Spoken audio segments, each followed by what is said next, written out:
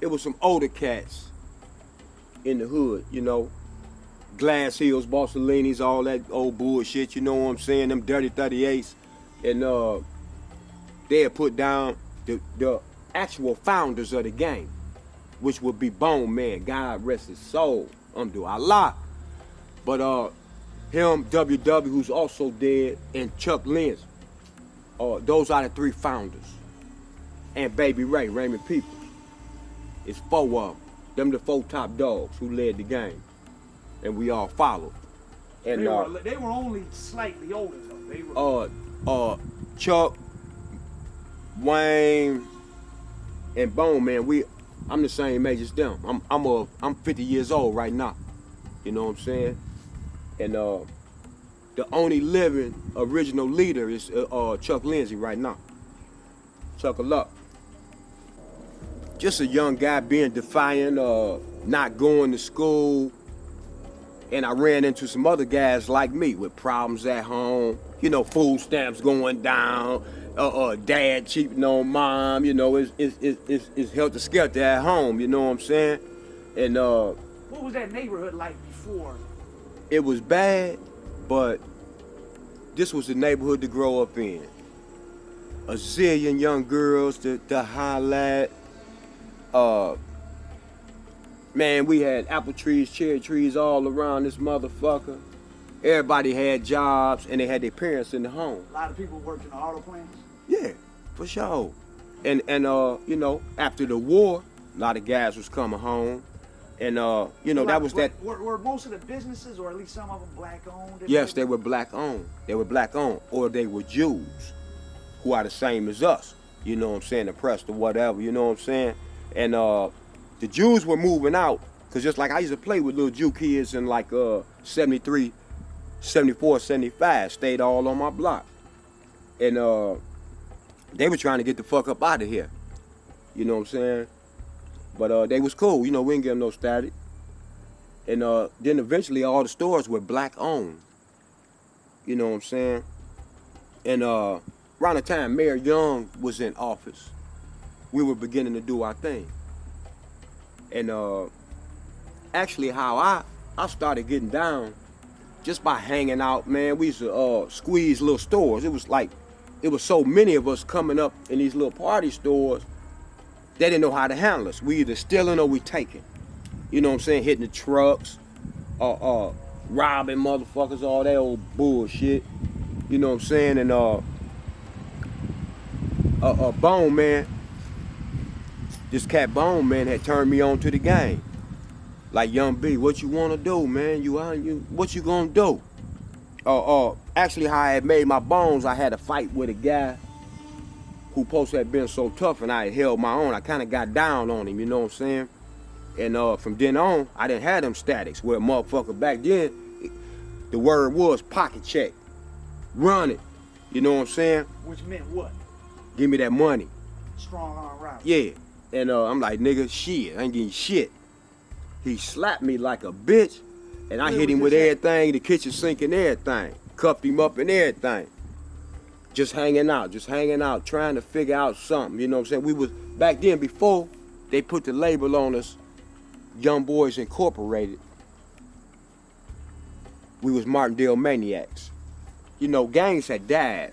Used to be Earl Flynn's, Bishops, Shane Gang, Sconey. Earl Flynn's and BK's on the east side. Was Bishops on the shit on the west, or? All that's east side. Okay. West side was FAs, that's the them Finkel Avenue boys, PAs, 8 Mile Sconers. Oh, so that was even before YBI. Yep. See, we never really was a gang. We just was maniacs. You know what I'm saying? We never really claimed that gang kind of bullshit. We just would stump a motherfucker from the police or whoever. If we can get on, we can get on. And motherfuckers, like I say, the older motherfuckers around the corner, they had their little thing going on with the Mexican mud. You know what I'm saying? Wasn't no such thing as white dope. A nigga had never heard of it. Say like in 76, 77, we was still getting that motherfucking mud. But 78, when that motherfucking China White had hit, it took off. But like actually with me coming into the game, A motherfucker was getting used, man. Cause what you don't know, a motherfucker ain't gonna tell you. You got to learn it. Who was Raymond the first guy you worked for? Raymond was locked up. Say back then, it was an incident that happened on Living Noise. I think it was the Clover Bar. Oh no, Bob Bolton's bar. Right. Young cat, I forget his whole name, Mario, whatever. He had came in the bar was closed. Dude thought he was getting robbed. Killed dude at the door. So it started a little riot over here. And this old white guy got killed on Living Noise.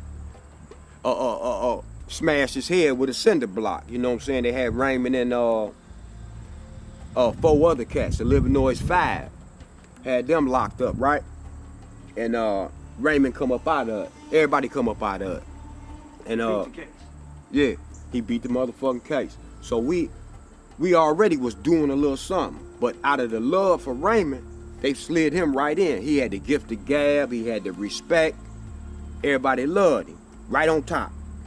You know what I'm saying? Raymond, Chuck, Wayne, Bone Man. Them the guys. Okay, we all together. Everybody together. And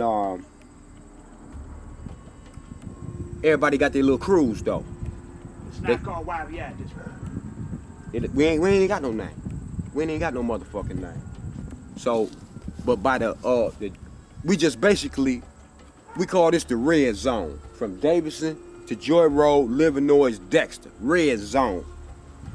Skull and crossbones. Motherfucking, and we held this down. You can't slang shit around here. We started eliminating all these old motherfuckers sitting up behind the door slanging shit, right? Get the fuck on. You know what I'm saying? Too many of us for y'all to deal with. They start bagging out, moving on, whatever. You know, little minor beefs or whatever. So we got this neighborhood on lock. And at the time, it always was a promise. Because actually what I realized by me knowing the game, Raymond them wasn't getting no motherfucking money. They was getting dicked on the ticket on the dope. And so they were workers with these famous motherfucking speeches, right? Young motherfucker, damn. We gonna take care of y'all in the end of the grind. But a motherfucker that they like, he get these little benefits. He always got weed money. He can go trick with one of these bitches or whatever. You know what I'm saying? They gonna make sure he got spots and you really not get. How are you supposed to get paid? packs was going for $12, $10, $2 tops. All the tops go to you. Back then we was doing cellar meal packs. Like it was sealed food, put in the freezer. So we would put the packs in, you know. When I got down, penny caps was just going out. What was a penny cap? A penny cap is a peel. A little plastic peel. Oh, with hair on it. Yeah. You know, a little easy ass hookup. You know what I'm saying? That shit just went out. And so now we doing cellar meals. And motherfucking the game is slow. It's slow. We doing some hundreds. We ain't doing no thousands. We doing some hundreds. This is the grind. This is the proving ground. This is where we made our bones, all through here. And one day that shit just boom. We finally had some motherfucking mud that was dynamite. And He was rolling. yeah. You know, just like far as hooking up mixed jive, quinine, dormants, heroin. It's a certain formula that you put on it. Always more cute and deep. But other motherfuckers was putting Teddies and Betties, which is T's and Blues or what, I don't even know what the fuck that bullshit was, but we was just using the straight up formula of what we was taught. It's an old motherfucker, Dr. Bombay. He was the master surgeon. He the one who taught everybody how to hook up. And the motherfuckers that taught me to hook up, B, you don't show nobody this. You know, I was well loved. A motherfucker let me off in the hookup room, you know what I'm saying? And far as you know, everybody couldn't go there. And everybody, they didn't want to teach everybody on that hookup tip. How much would it be hooked up at a time? A couple thousand, but it was distributed all up here on the west side. And We might have had like maybe 4 or 5 spots. So Like, where were the first spots at? Martindale and Elmhurst, Dexter and Duane, Dexter and Tuxedo, And this is what, Atkinson and Dexter. what year is this? This is 77, 78. So It was the runners. We had this girl, Sally from the Valley, you know, the big hands and all that, big man, Bobby and Fatty. You could say they original YBI because they helped us do the thing. And if a motherfucker would ask them, damn, who got it? Them young boys got it. Because we was all little kids. You know what I mean? So, them young boys got it. So it just stuck. So, by us surveying the ground, doing recon, we done got up on downtown, we done got up on some other spots. You know what I'm saying? So, motherfuckers are stamping their packs and they putting them in vanilla envelopes. You know what I'm saying? The coin envelopes. Okay, so we done moved to another level. We stamped that shit Young Boys Incorporated, not YBI, in cursive. Young Boys Inc. where'd you say you got the stamp made up on? At Ruby's, up on Grand River and Joy Road. Used to be a little print shop right up there, you know what I'm saying? And you know, they used to make them for us real funky, right? When I first get knocked off, I'm in a joint on Calvert and Dexter. I'm getting $100 a week in all the tops I can get. I got a sawed-off shotgun. Me and my man Gene Hackman. 2 heads better than one. That's how we used to work it. There's always 2 motherfuckers in the spot. One motherfucker get the dough, one motherfucker work the bag. So we upstairs in a 4-family flat. This my first week getting down with the Silla Mills. Say like in a linen cabinet where you would keep your towels or whatever. It's a little crack up in the top. I'm putting the whole, instead of cutting the motherfucking packs off the sheets of the Silla Mill, I'm putting the whole sheet up in the whole 3 sheets up in the little crack. I got like some I done cut in my pocket. Back in the day, we don't watch no motherfucking TV. We got a little radio on low and a motherfucker. Your motherfucking HBO was the window. You watched the window 24/7. I'm sitting in the motherfucking window. My better half, Black Ridge, he done went to the store. He went to Coney Island or whatever. And I look up. Michigan Bell, little green truck out there. I'm like, what the fuck is this? I'm watching them. They just bail out. It's about 7 motherfuckers bail out. Then a black cruiser roll up. Damn, here they come. I run back. I flush the packs I got, and I just sit on the motherfucking couch. Put the $100 I had in my sock. They come in with the bum rush. Hold on, what's going on? Mother, bam, bam, bam. You know the bum rush. You know how the police do. And you selling dope. You selling dope for Raymond Peoples. I don't even know. I'm up here to paint this motherfucker. You know what I'm saying? Ain't nothing in here but a couch and a radio. Strip me butt naked. Kick me in my nuts hard than a motherfucker. When they take my sock off, they find the $100. Oh, here go our money right here. $20 marked money. Shh, I don't know what you talking about. Oh, this here I stuck to my motherfucking story. The motherfucking law don't say nothing. Only thing I got to say is I don't know nothing about nothing and don't know nobody. They beat my ass a couple hours in the basement, 1300. If you ever been in the basement at 1300, 1300 Bobby. 1300 Bobby. Typewriters broke, desks broke, chairs broke from where they been whooping motherfuckers' ass. You know what I mean? That's they little bust your ass room. So they whooped me, put me in one of them little nasty ass cells for a little bit. Come on, get the fuck out of here. You know what I mean? Catch your cab back on Martindale. And when I hit the corner, cause I ain't had no money, I had a little watch. I give it to the cab driver. Man, take me on Martindale and Elmhurst. You know what I'm saying? Just hold this till I pay. Lo and behold, when I hit the corner, the whole crew on the corner, about 60 strong. Yeah, what happened, B? This baby Ray, this Raymond people. What happened, B? I said, shit, they ran up. What they say? I said, yeah, they asked all about it. What you say? I ain't say, shit, I ain't say nothing. You know what I'm saying? Cause I'm fresh to the game, whatever. My motherfucking man. You know what I mean? That's baby Ray. So, motherfucking, he say, B, this your new spot. Corner spot right there. They got this little motherfucker Charles. He putting up one of them flexible gates on the upstairs. It's a 2-family flat on the upstairs. You know what I'm saying? So I'm thinking in my mind, cause I ain't no motherfucking fool. You know I'm a baby. I'm like, damn shit. I just got caught up and slid up out of it. And they yeah, this your new spot right here. But got to prove and show my heart. Okay, yeah, I'll be here in the morning. So We working 2 shifts. I'm gonna work the day shift. Somebody else gonna work the night shift. Raymond had that real charismatic personality that made. A motherfucker always wanted to show that he had heart. You know what I'm saying? Around him and all that. We was always on the respect tip. You know what I'm saying? We wasn't no young guys just with that old wild shit or whatever. And actually, we always tried not to use guns because it'll fuck a spot up. We had bats and golf clubs.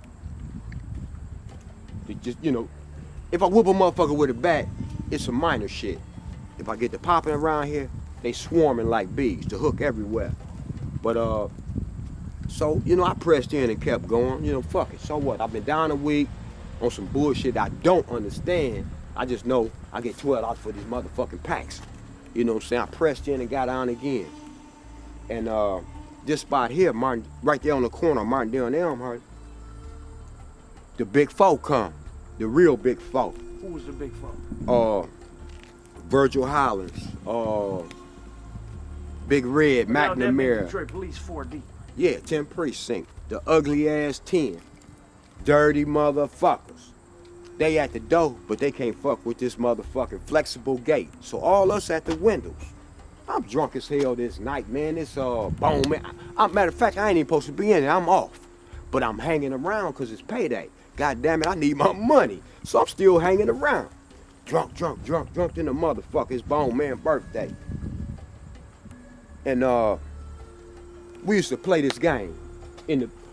Behind the spot, we got 4 mattresses stacked up where we used to practice. Straight out the top porch, jump on the mattress, Indian roll, get up and run it, ready for them hoes. But lo and behold, when they come, I've been playing all night, hitting the window, off the hook.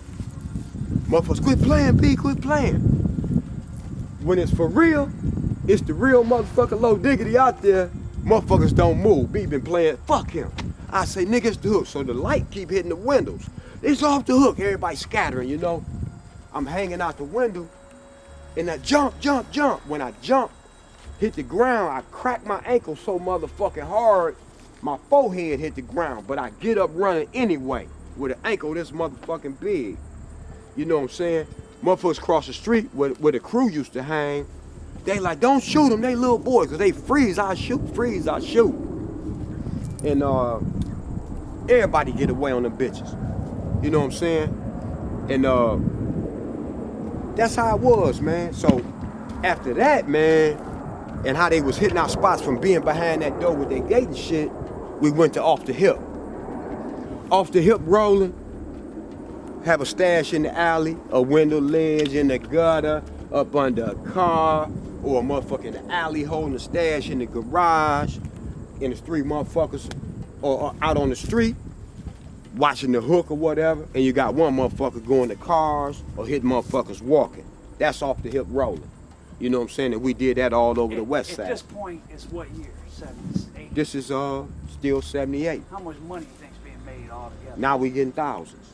And the payroll is coming in, but we still ain't getting but $100 a week. Were you working for Wayne? I'm working for Raymond. So, like I say, when I fucked my ankle up, it was payday. It took them motherfuckers, it took Raymond now 2 weeks to come bring me my motherfucking money. I'm mad in the motherfucker, man. I can't walk around there, my ankle fucked up. Wayne come over and we talk, and took me shopping, all kind of shit. B, I want you. Did he pay you? Well, oh, this Wayne. This Wayne. Okay. Sliding in. I want you to get on with me. I said, shit, we on. Got me a fresh Army fatigue. We was shopping Berry Surplus up on Grand River. straight army green. You know what I'm saying? Head to toe, boots, everything. You know, this is what I like. This is what we do. And so we was out for maybe 2 months. Everybody back on. Raymond, so I'm sitting on Wayne Seville, and yeah, B, what you gonna do? What you gonna do? I said, shit, I'm gonna get with Wayne. See, we was gonna make you lieutenant. This is the kind of games they used to play, right? So I'm like, shit, I'm still with Wayne. You know what I'm saying? Cause like you left Raymond's crew and went with Wayne. Yeah, just on that tip there that they didn't pay me on time. Were they really together or no? At one time, everybody was together. Just like, look at this here. Martindale Cascade, them home base for YBI. Incorporated Martindale. Cascade, Young Boy Killers. That would be Chuck Lindsay down. Young Earl, James Earl. Oh, James Earl Buck. Yeah. What was he like? I can't understand James. You know what I'm saying? I grew up with him from little kids. But James always felt like he had to prove himself, or always some gunplay or some dumb shit. You know what I'm saying? I think he's serving 2 natural lives right now. You know what I'm saying? From 84. Yeah. And just like at one time, man, it came about where it was a separation. That's how the Killers came about. That's around the time when the white dope came along.